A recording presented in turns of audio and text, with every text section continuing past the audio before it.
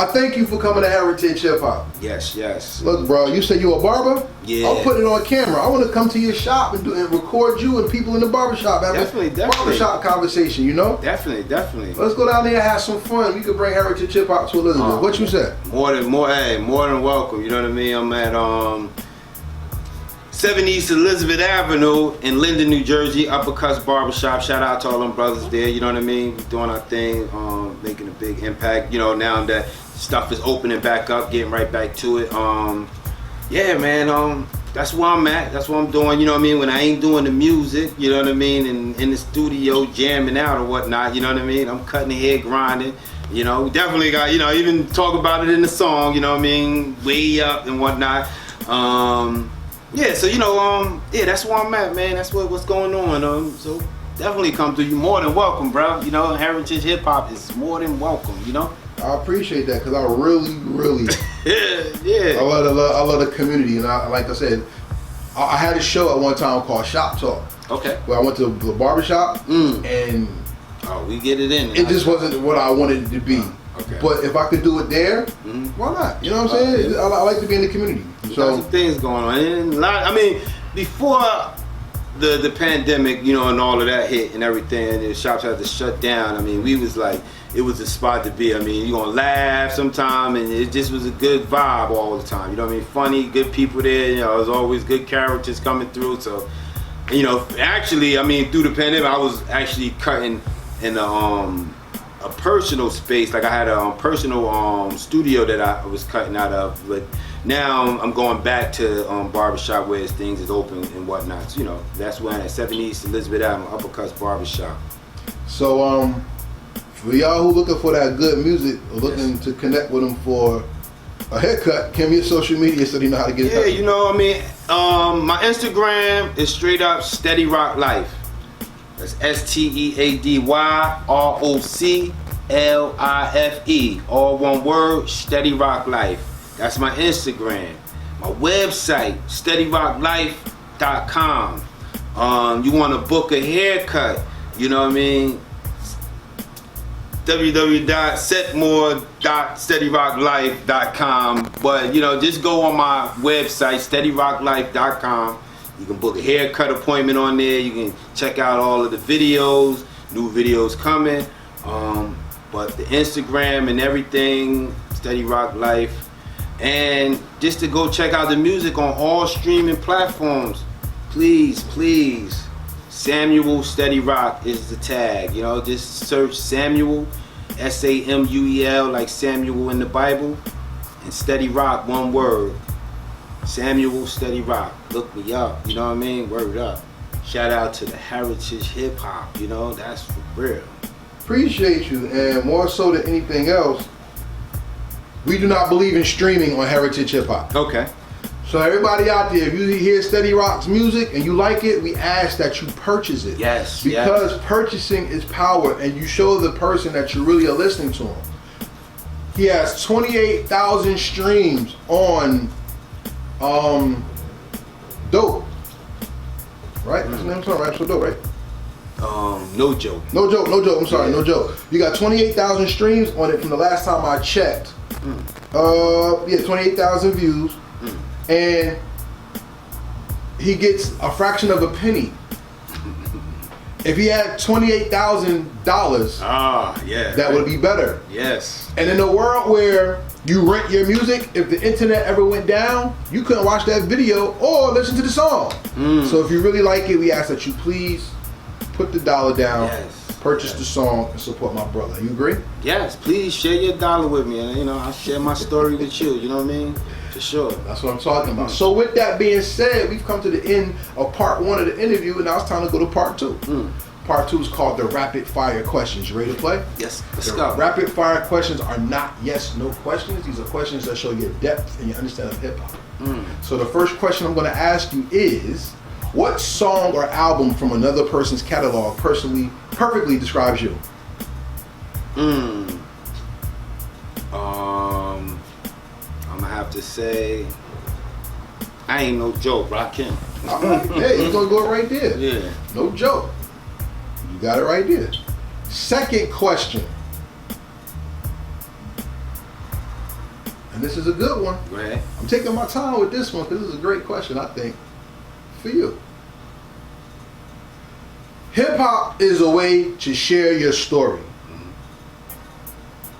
But hip hop is not the only way to share your voice. If you couldn't do hip hop anymore, what arena would your voice be in that you think you would make the same impact?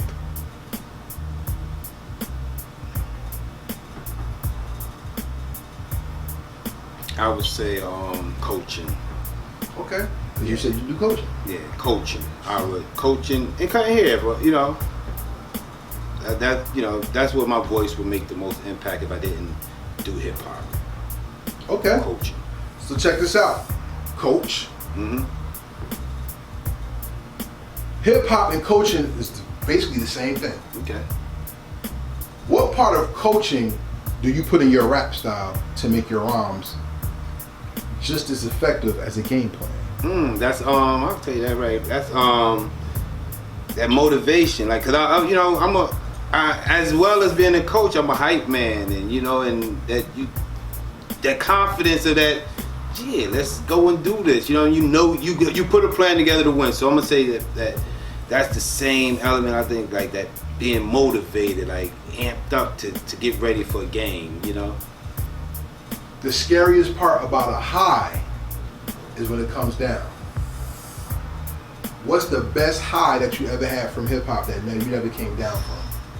Going on tour with DJ Mr. Lynn. Yeah, shout out to DJ Mr. Lynn from Company Flow. Mm-hmm. Yeah, that is the high. I'm still chasing that high. Still chasing that high. You know what's dope? I never asked that question before. Something gave me that question. Wow. What you said, I just bugged out.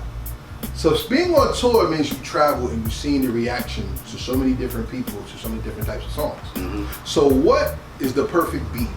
Meaning, if that person never came out with that song, that beat would have been yours first and your first single.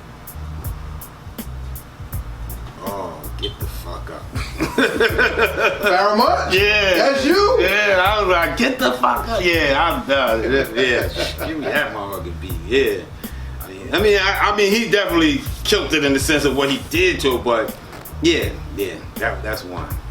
3 more questions and then we're gonna be finished. Man. Define music in 5 albums.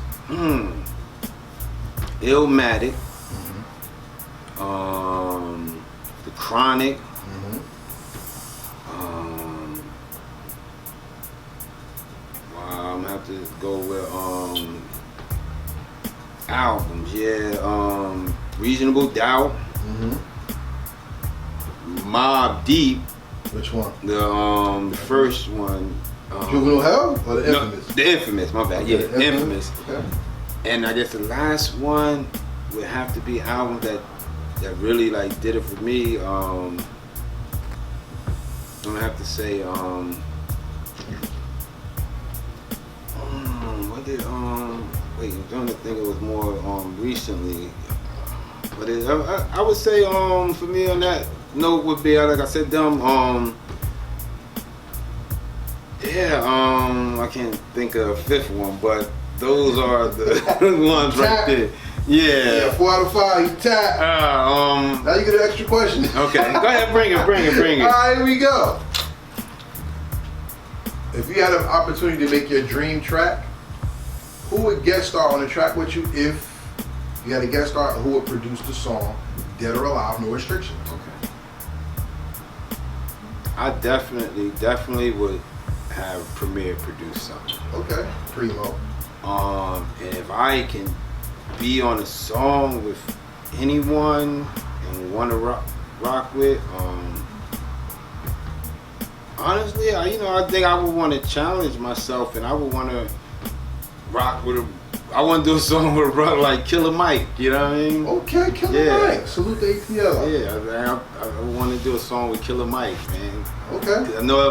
I know that would be a challenge. And I mean, not saying anything else, but I know with the political and the insight and just the dynamics of what that brother brings, it's like, you're gonna bring it. You gotta bring it. Okay. I'm not sure. Barber question. Go ahead. What was the flyest style in hip hop? The hair, everything. Who had the fly? So what was the fly style? Well, I mean, Big Daddy Kane, the flat top, you know, definitely. Before I, you know, when I had hair, you know what I mean, that was the flat top was the joint. And then I would just say have to go back far as Star Wars. I mean, I think I'm gonna go with I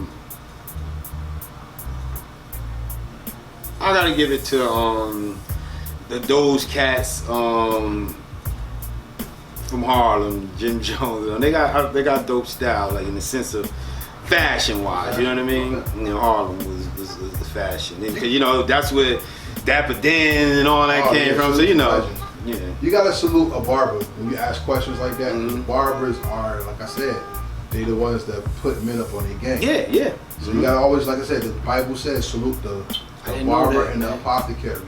No. Apothecary, I think it's apothecary, but it's the doctor and the barber. Okay. Basically, your stylist and the person who takes care of your inner body as well. So salute to y'all, you know what I'm saying? And I'm gonna tell you something with that barber thing. It was one of them things that I've always ran away from trying to become a barber and stuff, and it just had happened when it happened, and then I didn't realize how notable that profession was until I got in there. It was like, wow, how respectful it is. I was like, wow. So, thank you. And I have to say, any hard time that I ever went through or had to go through, I was able to get out of it and get through it by getting right behind that chair. Yeah. Mm-hmm. Hey man, like look, in the early 2000s, they tried to pass a law for barbers. What y'all went through, an apprenticeship. Yeah. The apprenticeship was, they wanted to write it into law that the apprenticeship is something that's standard as an American job. Like it's not like a certificate thing. It was like a legit, seen as a profession, and they wanted all barbers to have like a steady pay. I don't know what happened to that, but people like always salute the hairstylists. They were saying barbers need that same respect. Yeah.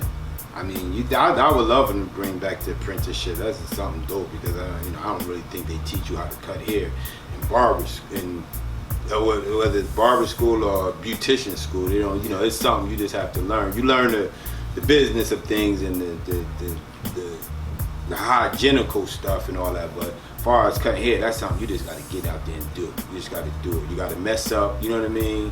A couple of times before you get better, but that's the way you learn. Facts. Experience. Yeah. There you go. Word up. 2 more questions and then we gone. I'll pull a lot of my questions out of the interview. I think I'm gonna have some fun with you on this one. I gotta pick your brain. Go ahead. The remix is something that we celebrate in hip hop, right? If somebody change a beat or add people to a song to make it have long life. Yeah. 2-part question. What is the greatest remix in hip hop history? Answer that one first. Okay, I'm definitely gonna be what's the song with Biggie Smalls and then got Busta Rhymes and all of them on there? Oh, Flavor in Year. Yeah, Flavor in Year. Yeah, that. What song of yours would you like to remix and put somebody on it? I would like to remix No Joke. I would love to see some cats spit some more bars over that. Like, you know what I mean? Definitely. Whether it be like Jada Kiss, these cats I'm just naming that are, well known and stuff, Nas, but I mean even just local cats that I know are doing their thing. I mean, I got, like I said, I got a lot of respect for a brother like Crush Calhoun, people,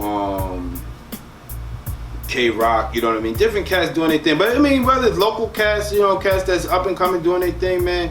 Hey, I think No Joke, I would love to see remake. Reach out to me. Let's do it. I got the instrumental. I mean, we can make it longer. All right. Let's do that.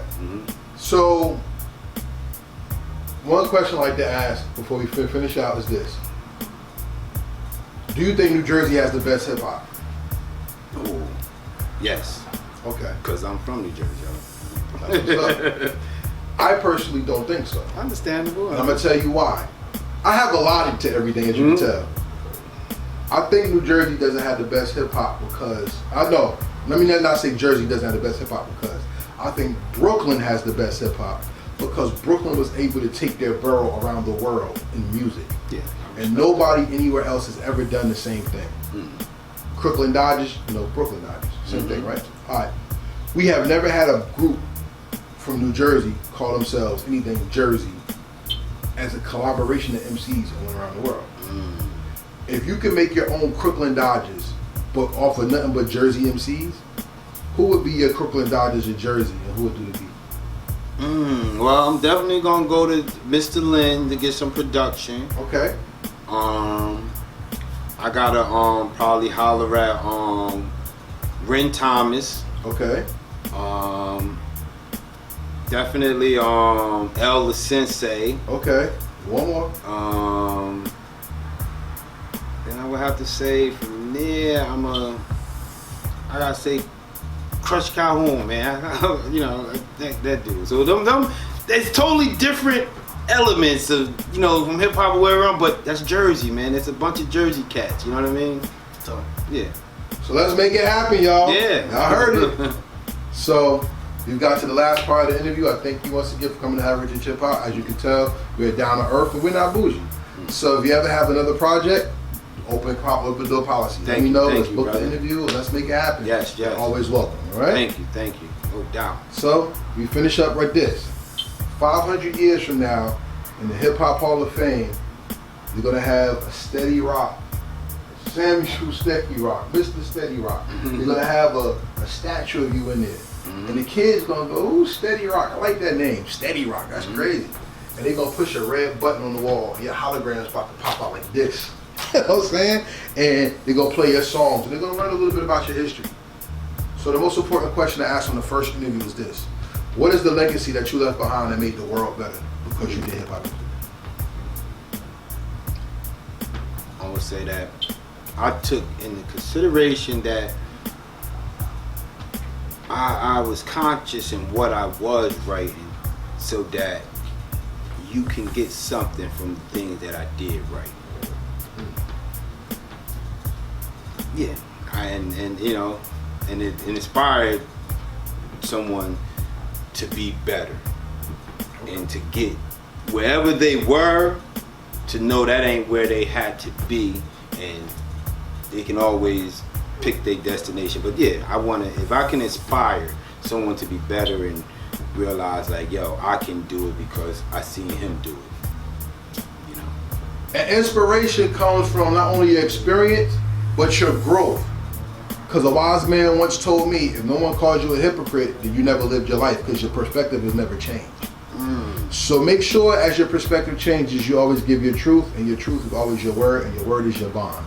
With that being said, this is Forever Heritage Hip Hop with my man, Steady Roc. Yes. And we say peace, and we out.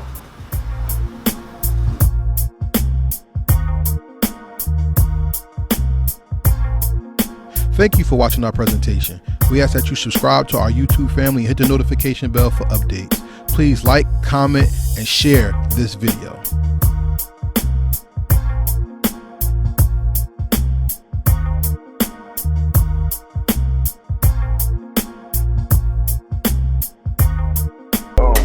Real hip hop. Real